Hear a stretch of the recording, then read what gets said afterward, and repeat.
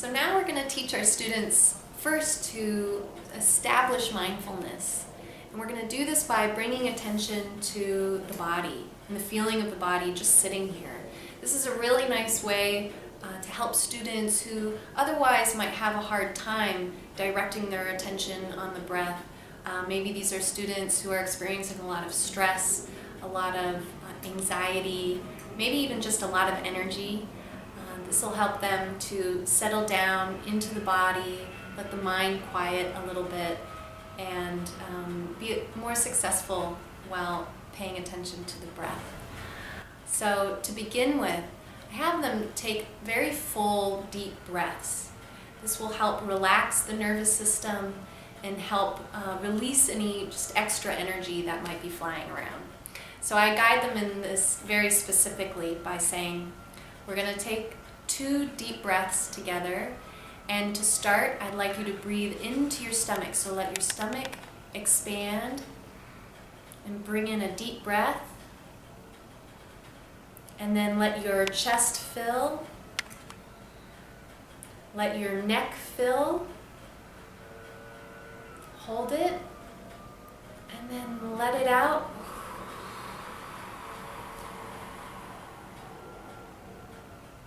So just like a balloon, we're going to inflate the stomach, the chest, the throat, and then release. Okay. Sit up tall in your body. Let your eyes close. And I'd like you to bring your attention to the body sitting on the chair, or if they're on the floor, you would say sitting on the floor. And feel that place of contact between you and the floor, you and the chair. And feel how heavy the body is. And see if you can keep your attention on that feeling of the body sitting here. Give them time to notice this. So just pause for a moment. You don't have to leave them hanging there too long, but allow for some silence to be there so that they can really feel the body sitting here. And mention some of the things that you hope that for them to feel so that they can start to notice the body changing and the mind changing. So I might say, and notice how the body has gotten still. Notice how the room has gotten quiet. You might notice your own mind is getting quiet. And keep paying attention to the heaviness of the body, feeling it sitting here.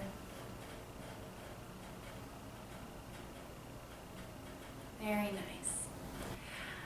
Now, I'd like you to bring your attention up into the stomach and into the chest and feel the breath.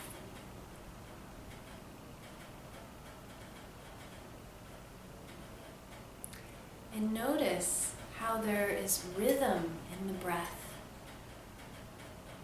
as it goes in and out, in and out, in and out. And see if you can keep your attention on the feeling of the breath going in and out of the body. Give them about a minute to pay attention to the breath in this way. And halfway, remind them, if you get distracted, if you space out, no problem. Bring your attention back to the feeling of your breath moving in and out of your body. If you're seeing that they're really distracted, and you'll know this because you'll have your eyes open, remind them again, it's no problem. And then after a minute has passed and they've been paying attention to their breath, you can say, now everybody take a deep breath in, deep breath out, and open your eyes. Once they've opened their eyes, ask them, what was that like? What did you notice? You're going to get a variety of responses. Some kids are going to say, I felt really peaceful, I felt really quiet, it felt really good. Other students might say things like, it made me really tired, it made me sleepy. It was really weird. That's a common response because it's new and it is weird. And sometimes you'll get a response, it was kind of boring. The important thing to remember during this time is simply that whatever their response is okay. You don't need to convince them that this is going to make them calm and peaceful, and you don't need to somehow fix them feeling like this was weird or boring. Simply acknowledge that, yeah, this is something really new.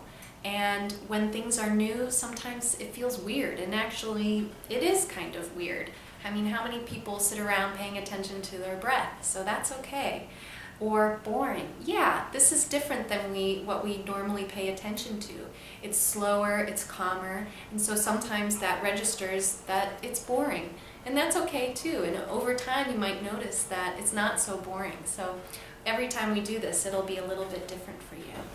So normalizing their experience and allowing them to really understand that whatever their experience is just fine in mindfulness, which is true.